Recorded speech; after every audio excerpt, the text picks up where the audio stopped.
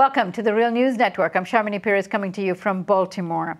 Stock markets have fallen for 4 consecutive days now, prompted by the retail sales revenue for December shopping, which was nearly 1 percentage point less than expected. Dow Jones alone saw a decline of over 300 points. In addition, the World Bank just lowered the global economic growth predictions, extinguishing all hopes that the dropping oil prices would drive global economic growth.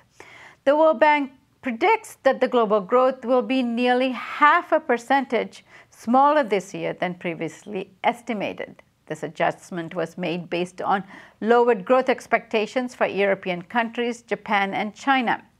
Now joining us to discuss this is Leo Panitch. Leo is a distinguished research professor of political science at York University in Toronto. He's the winner of the UK Deutsche Book Prize for the Making of Global Capitalism, the political economy of American empire. He's also the co-editor of the 2015 volume of the Socialist Register titled Transforming Classes. As always, thank you for joining us, Leo. Always happy to be here, Sharmini. So, Leo, we saw these kinds of drops in commodity prices months before the 2008 crash. Is this a signaling of a possible low downturn for another economic crash? Well, 8 years into the Great Depression in the 1930s, there was a dip into a second depression. And people who manage capitalist economies and people who invest in them have been looking over their shoulder to see whether this might happen again, especially if the Federal Reserve of New York, which is the world's central bank, prematurely raises interest rates. Would this have that effect?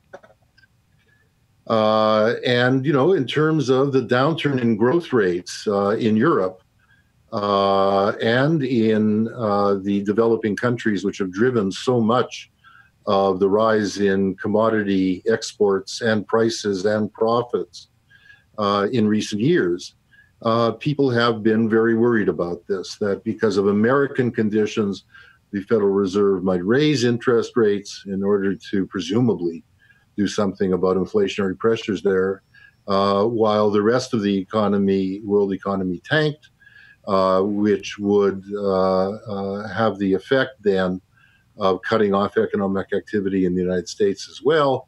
So there's been this uncertainty.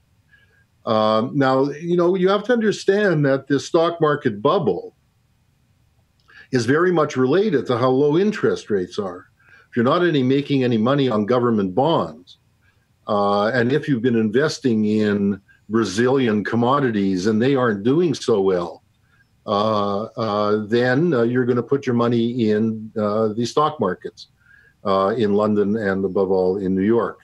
So the price, Leo, the price drop in the United States in particular, we are sold kind of a Walmart view of the world that low prices are good for the consumers. Why haven't these low oil prices turned out to be good news for us? Well, it's not yet clear that they're not. I mean, we'll have to see what all of this volatility means. The stock market's a very irrational beast. Capitalism today is in general very irrational. Where you've seen a tendency to expect stocks to fall has not been around the oil price rise, but that the Federal Reserve might raise interest rates on bonds, in which case people would take their money out of the stock market and put it into the bond market where they'd get a higher return. Every time that there's been indication that the Federal Reserve would do it, and these investors watch the Federal Reserve the way Soviet managers used to watch Gosplan, the central planning unit in Moscow. They watch every utterance of the Federal Reserve in this respect. So they expected when unemployment went down that this might induce the Fed to go ahead and raise interest rates to stop their quantitative easing. But then the Fed pointed out that, but wages haven't gone up. And that gave them second thoughts. So initially, on Monday morning, stocks did quickly go up again. They recovered a bit, expecting the Fed would indeed hold off their interest rate rise. But then the other things clicked in. One of them was that the fall in oil prices is endangering the stocks in other commodities. So it's not just oil company returns that won't be as high, but that copper company returns won't be as high. And other natural resource companies' return may not be as high. And they're mainly looking there at what's doing in China and the other emerging economies, whether they're slowing down or not. But then when you also see that retail sales have declined in a given month, this may imply that consumers are fearing or expecting a deflation. That is, that prices at Walmart may be cheaper next month.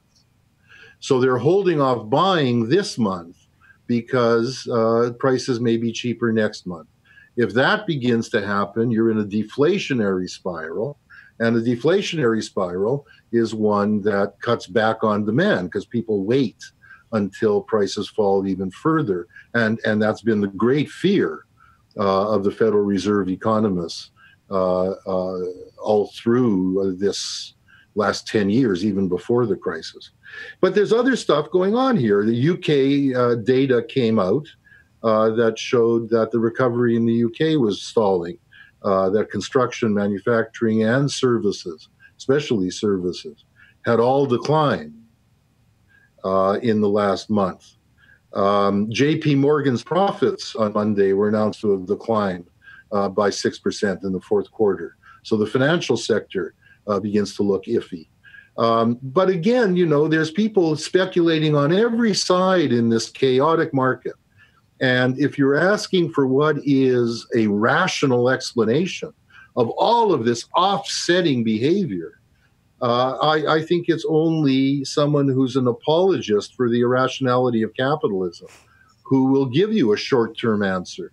The problem lies more deeply in the volatility of capital, in the way in which we all are dependent on the decisions that trading companies make in relation to the stock market, on decisions that very large investors make with regard to dumping a particular stock or a particular set of stocks. And they're often making contradictory guesses. This is the heart of speculation, but it's speculation which is related to the real economy. Now, Leo, why is the Fed playing around with the interest rates? Why are you putting so much It doesn't play around with it, Charmin. Had the Fed not kept interest rates low, essentially by buying up securities, although it just announces what the interest rate will be, and markets understand, people who play in markets understand that they can, by issuing what is the basis of value in the world economy, simply by issuing treasury bonds, they can determine what the interest rate will eventually get to. The whole world watches what the federal interest rate policy is. And had they not kept interest rates low after the 2008 crisis, and especially after the global economy tanked in 2009, we would be in the Great Depression. Ben Bernanke, and he's a student of Milton Friedman's in this respect, understood that the great mistake that was made during the Hoover administration in the early 1930s, and Milton Friedman wrote a book explaining this, was that the Fed allowed the banks to go under. It raised interest rates during the Depression. And if you raise interest rates, if you make it more difficult to get hold of money for either purchasing or investing, you are exacerbating an economic crisis. The European Central Bank has not been doing this in any consistent way. And that's why, following this policy of austerity, Europe has been in such a much worse situation. And the Federal Reserve and the U.S. Treasury have been very worried about this, very concerned about the know-nothingness, the balanced budget approach, the don't print money approach of European central banks. So the whole world, this is a speculative, irrational market economy, but it's one which entirely depends on signals that are given by state agencies, above all by the World Central Bank, the Federal Reserve. And Leo, time and time again, we see the financial press in the U.S. Celebrating the employment figures, which reached their lowest level since 1999, they say. But the issue for most of these workers, especially those who have gained employment since 2008 crash, is the wages, Yes.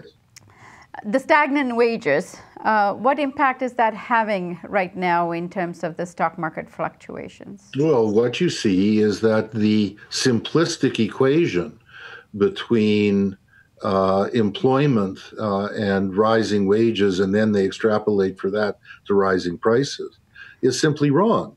You can have gains in employment, but if those gains in employment take place under conditions where trade unions are weak, as they are in the United States and have been since the massive defeat of trade unionism in the 1980s. If they're the kinds of jobs that are not in a sector where there's collective bargaining, if they're the kinds of jobs that are casual jobs, that are part-time jobs, that are 21 hours and is not necessarily counted part-time, but are 21 hours rather than 31 or 41 hours, then yes, you're not going to see labor having the clout to be able to raise their wages, and you see therefore a wage stagnation. You therefore see even growing inequality, even in the context of unemployment going down. So, as I said, the Fed's monetary policy, which has kept the economy and the stock market ticking over by essentially printing money, has kept us out of an unemployment rate initially of Great Depression levels, or the levels that you see in Greece or Spain of 25%. It kept unemployment down to just 10, 11%, even at the worst side of the crisis. Keeping that policy up has brought unemployment down. It's true. I mean, there has been retail and service sector activity, and there's been a recovery even of the auto industry in a big way. And that has employment effects. But when that takes place in terms of the type of employment that involves calling people back to work, but still on short-term contracts, or indeed calling people into work in the auto sector at half the wages of what older workers are making, which is the deal that was done between the auto unions and the auto companies, where they have two-tier wages now. So they're bringing in new people at very low rates of pay. Well, you see that the effect of that is not going to sustain demand in the economy, nor is it going to give workers the kind of clout that they could shift the balance of class forces in their favor towards greater redistribution towards workers. Right. All right, Leo, thank you so much for joining us today and explaining all of this. Happy to do it, Sharmini, anytime. And thank you for joining us on the Real News Network.